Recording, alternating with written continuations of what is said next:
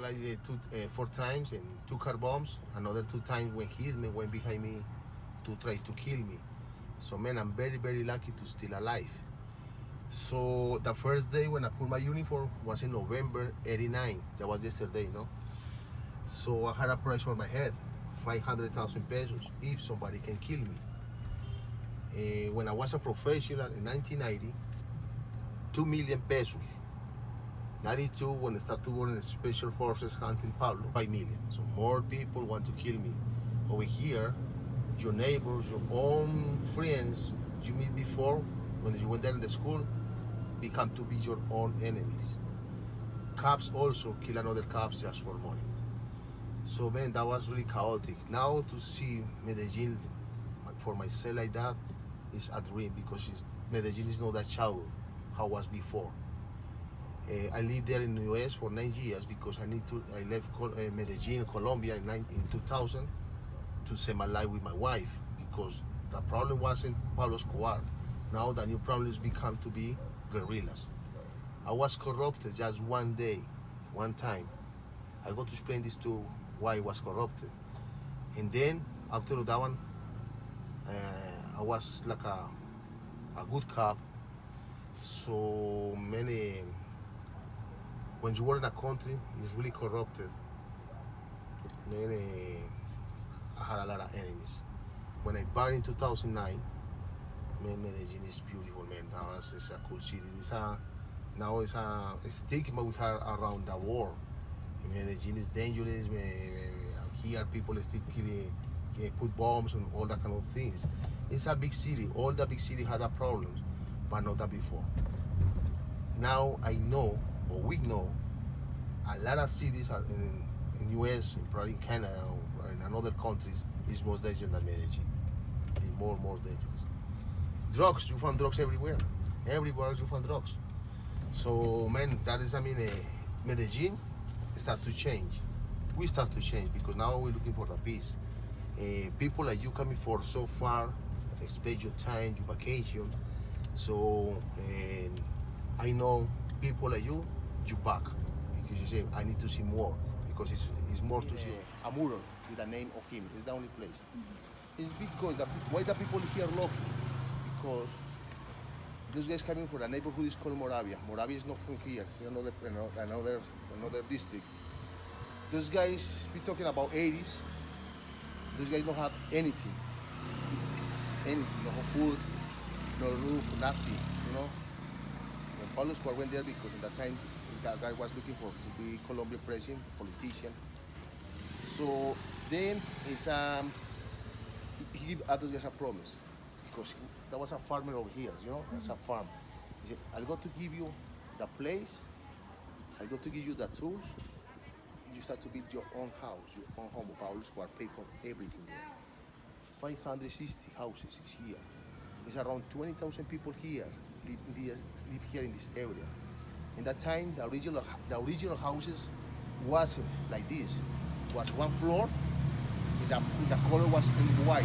So the neighborhood was in white because we want to see the peace neighborhood, something like that. But in April 30, in '84, when Pablo Escobar killed the Minister of Justice, or sent to kill the Minister of Justice, Rodrigo Navarronilla, his life changed. Was like this, then changed like that. The first block. Hunting Pablo Escobar coming here, and Pablo Escobar used all those people over here like his own support. The guy stayed here for 2 years and a half, and Pablo Escobar support all those families with money and food. In those families here, bring support to Pablo Escobar, high for cops. So it's still moving every kind of things. So that is why until today, the people live here, not all them, but most of them love him. They glorify the guy. Mm-hmm. We live here in Colombia, 48 million Colombian people. The people over here love him. Think Pablo Escobar was a Robin Hood. But for many people like me, he was a real fucking asshole.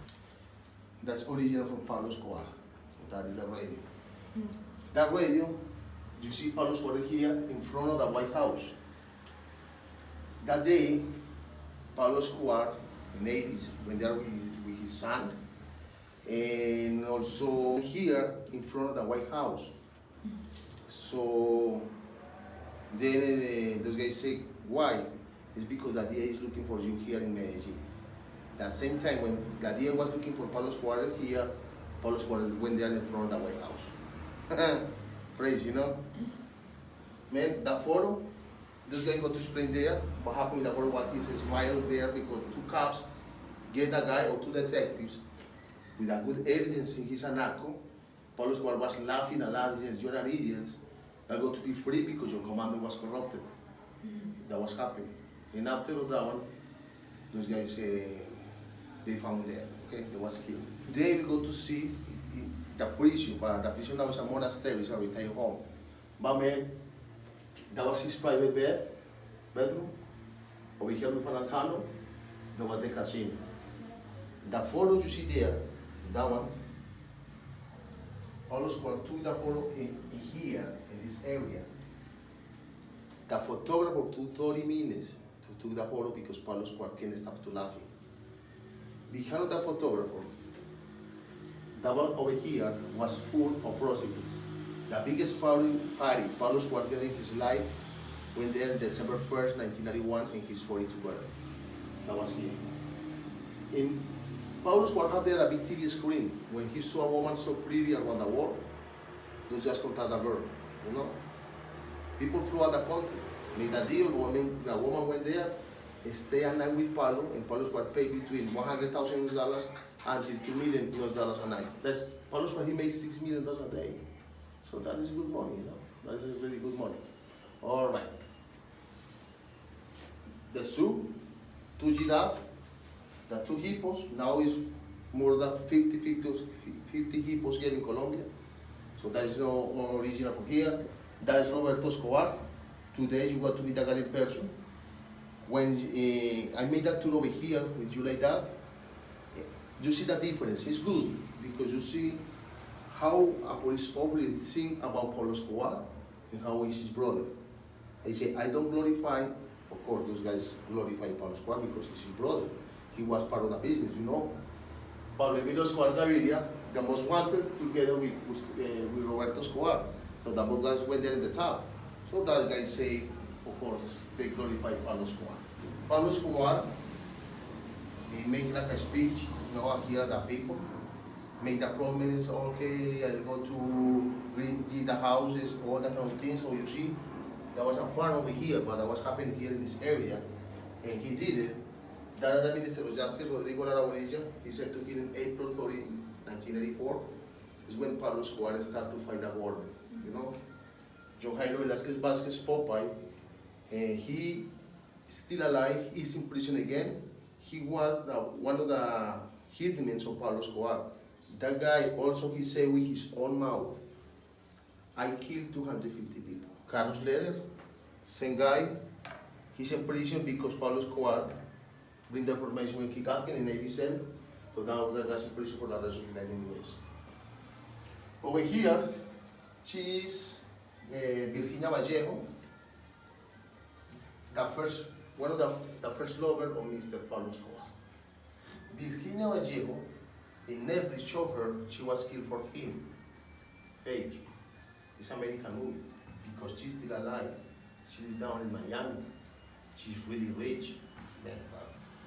That woman, you see, was all the time was close to him. That woman heard help Pablo Escobar be there and the congressman.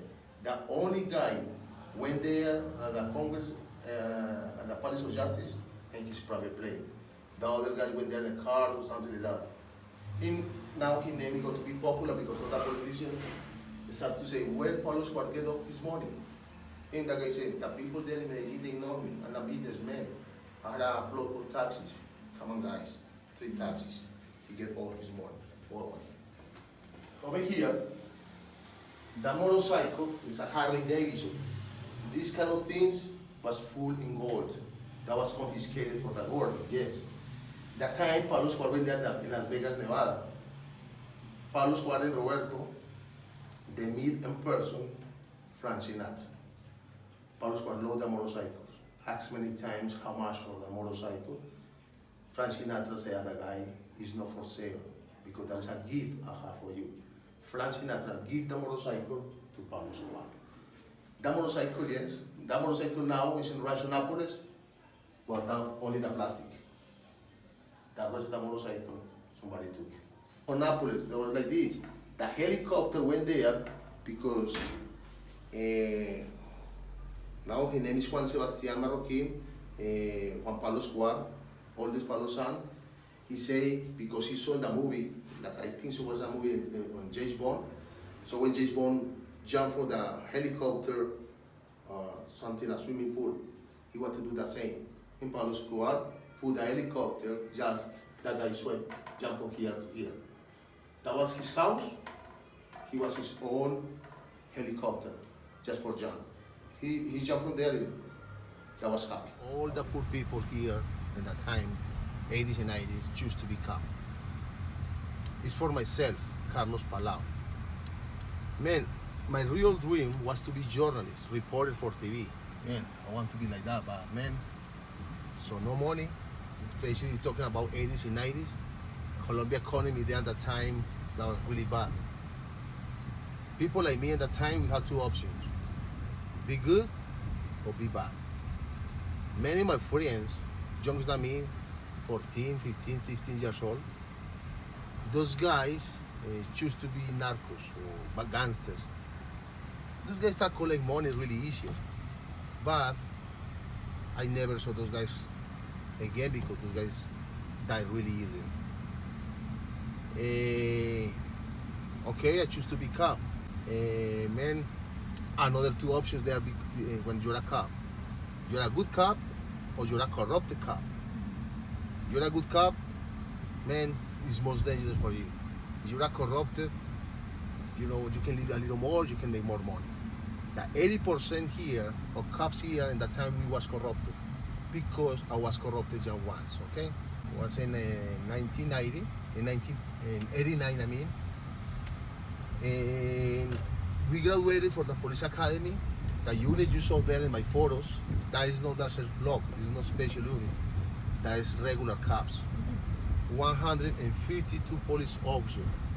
And probably today, we only still highlight 3 for the 152. So now you see how dangerous when it was here in Medellin, especially if you wear a uniform. I never meet Pablo Escobar in person, never. Thank God, that is probably why he's still alive.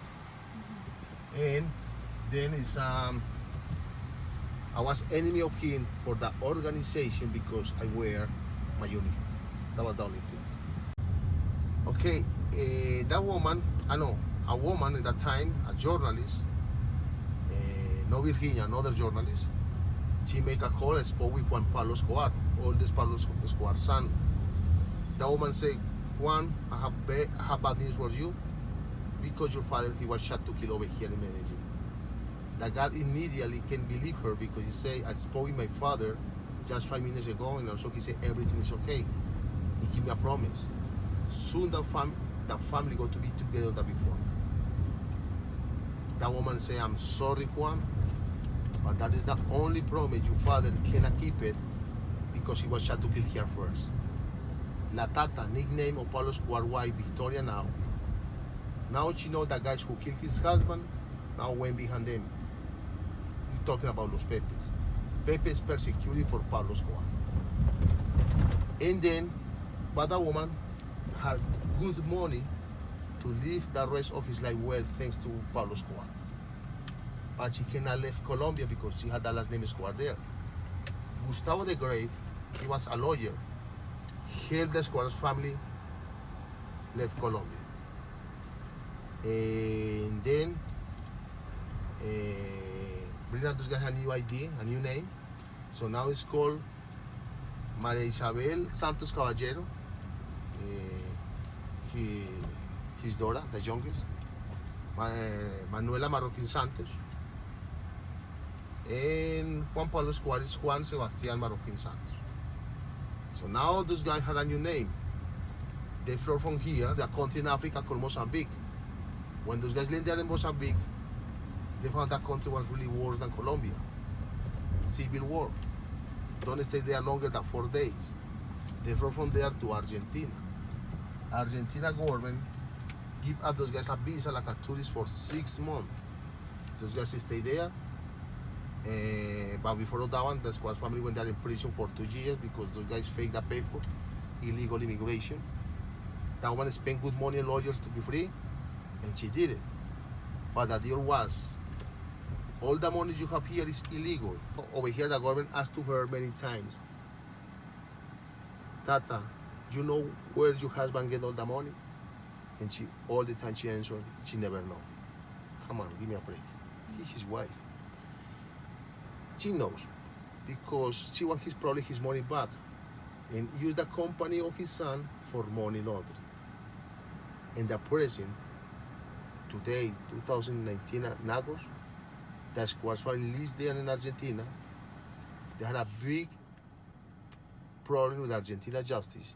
If those guys found they are guilty, they go to spend probably 10 years back in prison again. So that was happening. Man, I saw that in the news. I followed those guys, those fellas in the news because most probably back in prison. For 22 minutes. So that was enough time that both agents, Steve Murphy and Juan Peña, those guys intercept the call, run the information at the Commander Aguilar. The Commander Aguilar wasn't far from here. 4 blocks from north is the Obelisco Mall. The son of my commander coming here to be sure where is the location of Pablo Escobar. The guy stayed there in front because that is the safe house in Spanish school. Pablo Escobar house showing movies. Spoken with his son, moved the window, saw the cartel in front of his house. Now, search block enemies of him, they know where is him. And everybody here coming here to kill him or to get him. Mr. Lemon Jose Alvaro, he was the Escobars family, the driver of the Escobar family for 23 years. So that is something fake in Netflix, because in Netflix show that guy is really young, he started the organization just on the end, no. He was the driver for 23 years. And also he played football with him. And that guy coming here with his gun to bring time, Pablo Escobar, he can go, he can escape. Mr. Lemon died there on the first floor. The Commander Aguilar gave him to the house, MP5 gun, MP5 gun. Pablo Escobar moved there at the right window. Pablo Escobar saw him, started to shot him. My commander said one shot back too, but that was a big gun. So he changed his big gun for the smallest, Uzi 9mm. A little break, Pablo Escobar, he can move from there at his private room, because in his private room is a kind of small window. You need to jump from there at another side, at the rooftop. Pablo don't start to shoot at the commander. The commander used the wall of his private room for his own protection, took his gun, pulled like this, and shot like that. One bullet, 9mm, hit Pablo Escobar over here, over here. Another guy for the another side, you saw my guy there in my photo, is Galil, 556, that's made in Israel. Made 2 shots, and one bullet, 556, hit Pablo Escobar here in his leg. Pablo Escobar don't start to shoot at the commander.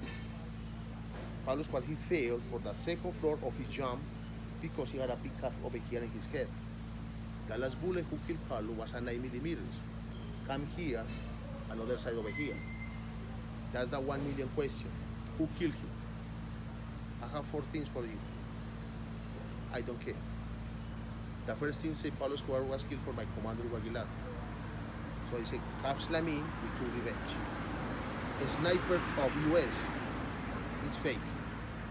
Mancuso, chief commander of paramilitary group called Los Pepes, now in prison in the US for the rest of his life. 3 years ago he said, we killed him. So that I mean enemies kill other enemy. Or he shot himself. Man, I don't care.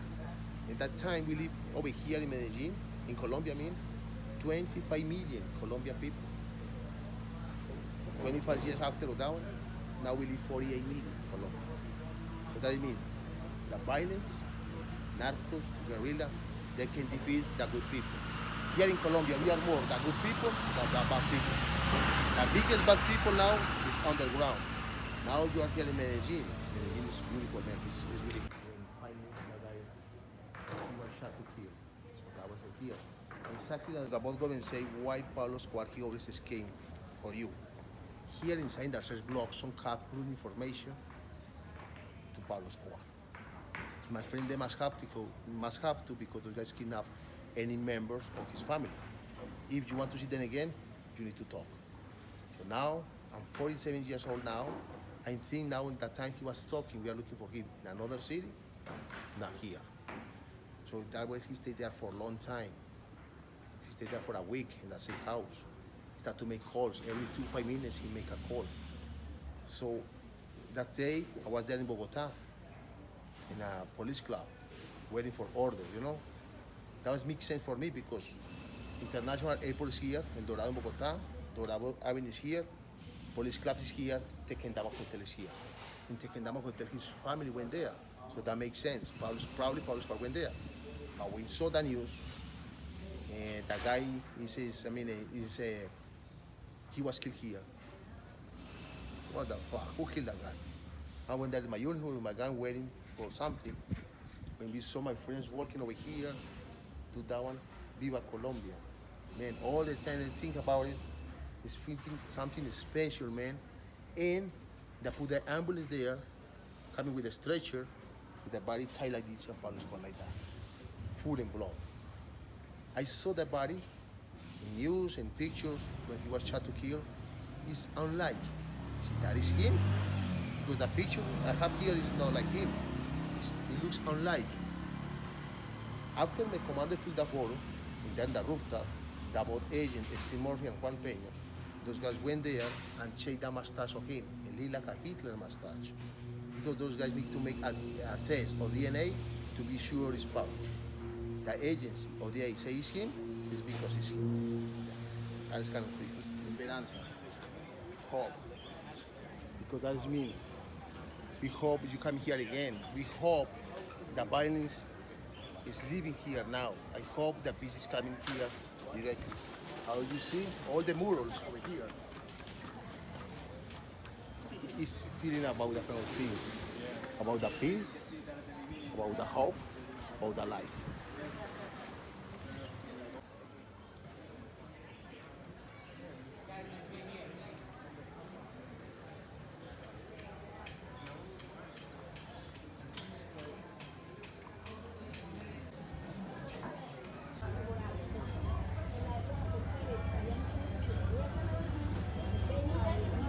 Esto es normal y se comprende. Yo no soy gay, pero mis amiguitas dijeron que qué bonitos tan verdes. Aquí mi pana, todo sale normal y es que soy cabrón. Represento todo lo que hago, viene del corazón. Es lo que hago, pana, dígame una palabra. Que represento arte real. Y esto lo hago de cuadra a cuadra, ¿ok? Hago el don que Dios me manda. Desde la Comuna 3 un saludo especial para ti que estás de Holanda. Así que venga, solo... Álvaro Uribe Vélez, he's from here, from this area. And the guy, he said that is enough. Those guys did the power for a long time. That was here, operation was called Orion Operation. That was in 2008. Those guys coming here, they still fighting for 2 weeks, 24 hours. The army, the police, fighting here. That was our urban war. And civilians died because 2 helicopters, 2 Black Ops. Yes, that was like a, we only see that in Iraq and Iran, you know, but that was happening here in Medellin. But what happened? They did it. So that was the artist paint that one. The face. You see, it's a lot of blood. It's the violence, too much pain. It's the power here. But transformation coming. It's like a, it's really old, but it's like a tears. But the tears start to build the electrical stair where you're coming from. The transformation is become. It's in 2009 because the inauguration of this one was in 2010. Another half, they did it. You see the ice is different there than there. It's not too much pain. Here is life. It's a bird, can go free. Honey bird is the most popular bird we have here. Our national flower is the orchid. Especially here now in August, we had a flowers parade. So that is really important. That was the means. How important is Comuna 13 for the city? Because the guys control Comuna 13, they can control everything. Behind the hills is the Caribbean Ocean. We took a ride from here in a car. At the first beach, we take 8 hours. You never know.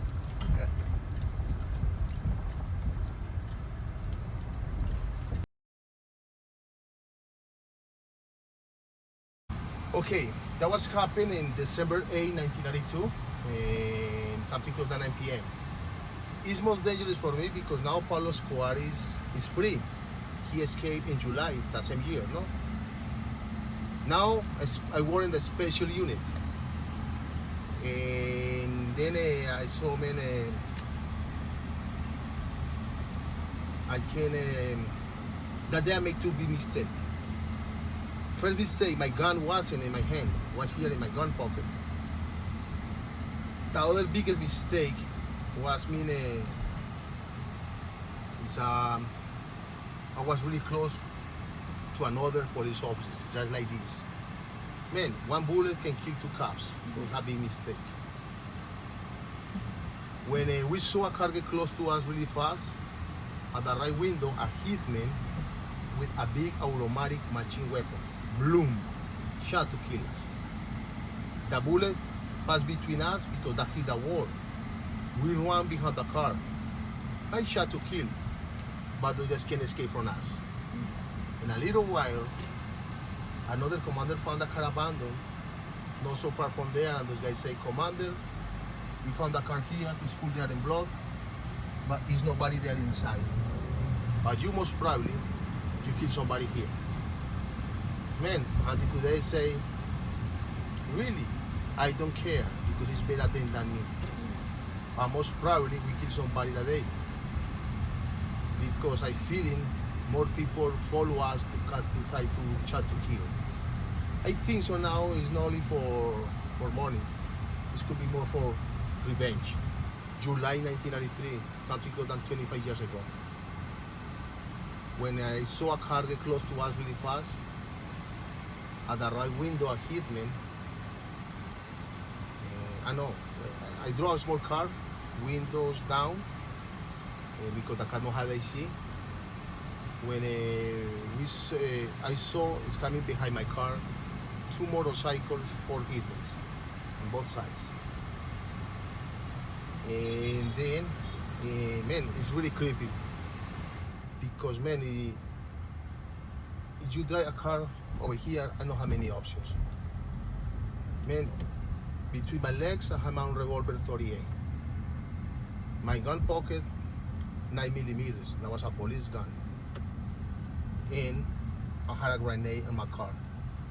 That grenade was just in case because I say that day when those guys follow me to try to kill me, if I cannot shoot those guys first, those guys die together with me. Thank God I never used the grenade because I'm still alive. I feel in my own gun, my revolver. I pull like this. The guys went there on the left side. I shot twice just for my own protection. Those guys fell off the bike. I don't know what happened with the other guys. I just put my power in my car and go. And a few months later, Pablo Escobar died. So that is why I say, Pablo, Pablito, I win. Because you died first than me. Other promise I made about more than 20 years ago. I said to my mother, Mama, I want to live a little more than Pablo Escobar. Man, my 47th birthday was this year in January. I had a big party, man. In a small town, it's called Santa Fe, man. When you're back here, you need to go to Santa Fe. It's really nice. And then, man, because now I can say to my friends in the other life, guys, here is somebody older than him who is still winning. It's really personal, but man, I'm feeling good. Now you are witness.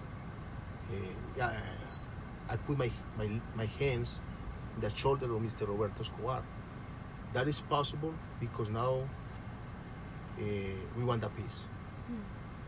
Over here, the people, they say, "Oh, we want the peace," but man, those guys don't. They can forgive. They can forget. So man, the only way I think so we can find the peace is like that.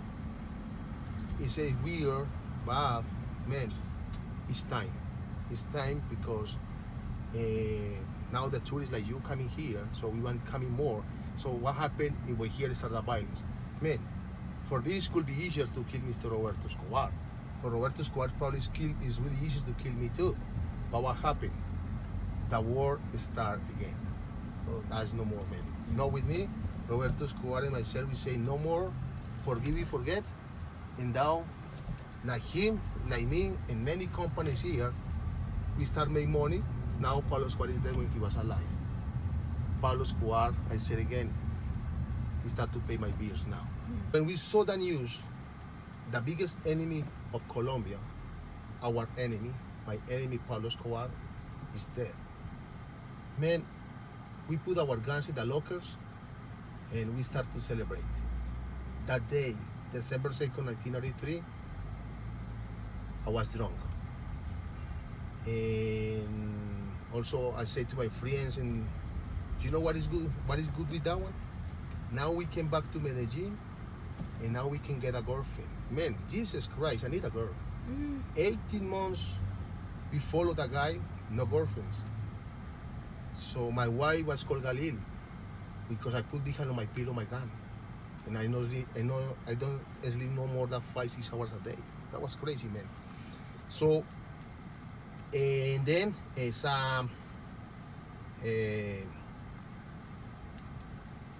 when the cops, we come work here again in Medellin again.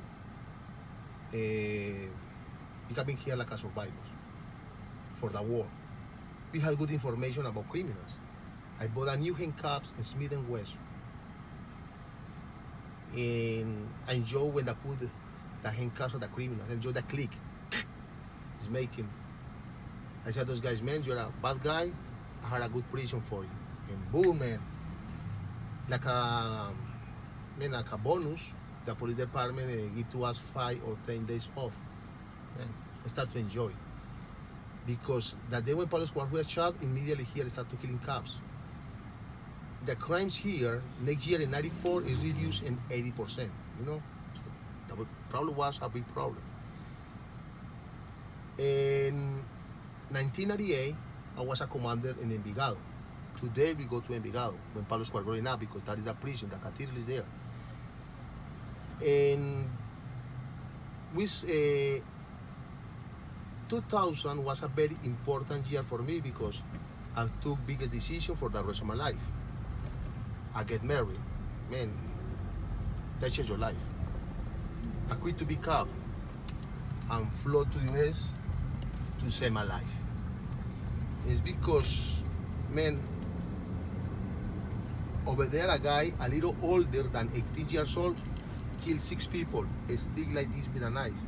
Also, he killed his grandmother 85 times. When you're a cop, or you're a cop, if you need information, I'm talking not only cops here in Colombia, any part of the world. The only way a cop got information is for the people, for the community. So one day, Sunday morning, a woman went and spoke with me at the police station, and the woman said, Commander, I need your help because I know who's the guy who killed my grandmother. Because that guy killed 6 people. Also, he killed his grandmother 85 times in 1 week. And I did it. I put that guy there in prison.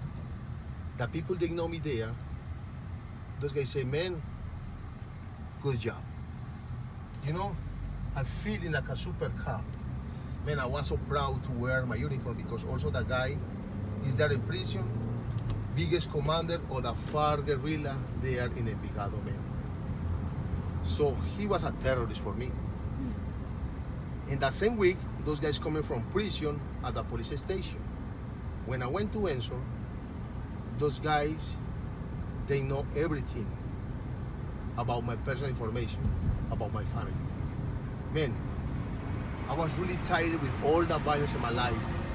Now, those guys is there again in the violence. And also my family is there, in the middle of the war, I can say like that. I quit to be cop and flew to the US to save my life with my wife. The rest of my family, they left the city. But we save our own lives because we're still alive. Man, when I passed migration there in Miami, when the agent put a stand and say, you are very welcome to US, I feeling free for the first time in my life. Man, that is beautiful, that is good. 2008, we start to see Medellin, like today. Really nice, man. So I was really tired with all the snow there. Man, I'm missing a lot of a lot this weather. 2009, I make here a call. I spoke over here with a guy. His name is Mr. Lopez. He was a cop with me in that same police station. He know about the problem. That guy said, man, you came back because all those guys at that time, they follow you to try to kill you. All those guys is there right now because those guys killed each other in prison. Boom, man. March 29, 2009, I went to New Jersey, I bought the tickets, I'm back. Since those days until today, I'm here. In this tour with you, my friend, no problem. Medellin safe for me, safer for you. My last move, like I escaped in those days, I always say, enemies of my enemies, like a movie, best friends. Private teacher of his own sons.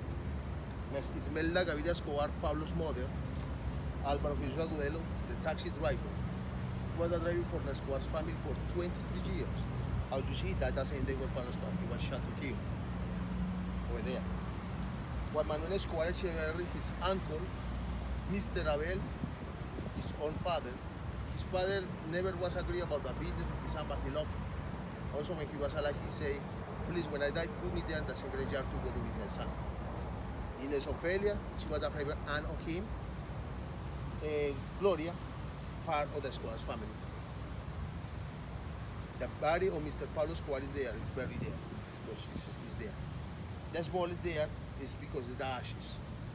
So, why do people put a whole bunch of flowers here for him? Okay, still? here is a lot of narcos, say to you, a lot of Mexicans. So that guy say it was a Mexican coming here and put that kind of flowers to Pablo Escobar. So the only guys can put that kind of flowers is an arena. Regular people like me, we never come here to put a flower, no. Some tourists coming here put a small flower like this, you know. But that one, because the guy have money. And here, every single day, every week, we found here fresh flowers, really fresh flowers. Wow. Gustavo Rivero, Jose Rivero, two brothers, cousin of Pablo Escobar. Gustavo Restrepo, son of his nephew, Mr. Pablo Escobar. The first guy was killed here in Medellin. Cali cartel killed a guy. Roberto Escobar say he was a brother. Okay, now you know about that kind of things. Gustavo Restrepo, nephew Mr. Pablo Escobar, he was killed here in Medellin. The same time when Pablo Escobar was shot to kill. Cops killed the guy. Different locations, so that was like a military operation. Jose Luis Gaviria Rivero, that guy was killed for Los Pepes next month. That was the end of Medellin cartel. So that is the main members of Medellin cartel, CR2, ex-members. There's dusty concrete, fallen bricks. So this building has now been taken apart by people who thought they might find some money here. That's right. They ripped the toilets, sinks, cabinets, everywhere, hoping to find millions. It was common. Back in the days, they would put $1 million behind a breakfast bar or anywhere.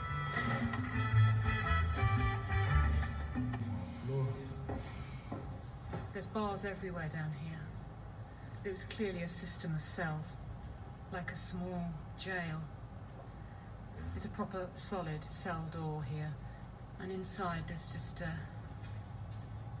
abandoned, damp old sacks on a crumbly floor. Pablo would come down here, even though he was playing with his kids up in the penthouse. He could come down here and take care of business, chop somebody's arms, legs, if they wouldn't cooperate. Gosh, it's absolutely chilling. You feel that, don't you? Feels People were killed down here. correct. So, how do you feel about the communities liking Pablo? Do you think they like Pablo just because of how the government used to treat them and not show them any appreciation, and how they used to live on a junkyard? Yes. And how he used to give them money to better their life?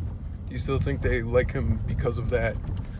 Whereas that's true, man. This is I say we learned the lessons about Pablo Escobar. Now the government do the same things. It's because Pablo Escobar. Now the government start to build houses for the poor people, you know, social programs. It's because the drugs is still here, you know. It probably is coming another narco like Pablo Escobar with all the money. They start to do the same thing. So that was happening with the poor people. And when you're a poor, you don't have nothing to lose. If somebody gives to you, you win something, you know. So that was, I mean, that was the problem here when politicians is here, they make promise. Okay, I'll go to give you a house, I'll go to give you kind of things. But that was only promise, you know. When Pablo Escobar went there, he made a promise, but he keep it, you know. Now the government make the promise, and they keep the promise. They start to make kind of things. We coming from the Comuna 13, you know. It's a good sample. How if the government put something good over there, the life change. Many of those people is there before, what I'm saying, in part of the crime, or about the crimes. Those guys over there before kidnap people, they kill people, they sell drugs. Now, the government put something good over there, and now it's completely different. Man, Comuna 13, how are you feeling there in Comuna 13? Hola, mucho gusto. Me llamo Linda Presley. On a petrol station forecourt overlooking Medellin, Luz Maria Escobar, Pablo's sister, tiny and round, steps out of a silver Hilux pickup. It's an incongruous place to meet, but these days she doesn't like to attract attention. She tells me how, 30 years ago, the assassination of the minister... Nobody just went about killing ministers. And from then on until 1993, when Escobar died, those 9 years were pretty tough, and especially for us here in Medellin, because that was where the psychopath lived. People complex to... The morning of the 15th of November 1988, Senator Ospina got into his car as normal. It had been a long weekend. He left for the office at his usual hour, and he was intercepted by 2 or 3 cars with guns very near the house, and he was taken to the... He seemed well educated. He didn't swear, and he was friendly with the... The river of the Medellin was as big as I had ever seen it in my life. It was about to inundate the whole city. Esto es normal y se comprende. Yo no soy gay, pero mis amiguitas dijeron que qué bonitos tan verdes. Aquí mi pana, todo sale normal y es que soy cabrón. Represento todo lo que hago, viene del corazón. Es lo que hago, pana, dígame una palabra. Que represento arte real. Y esto lo hago de cuadra a cuadra, ¿ok? Hago el don que Dios me manda. Desde la Comuna 13 un saludo especial para ti que estés de Holanda. Así que venga, son los momentos y esta es la raíz. Porque en este caso también en Colombia te sientes feliz. Supongo, hey, a la final, soy yo el que representa.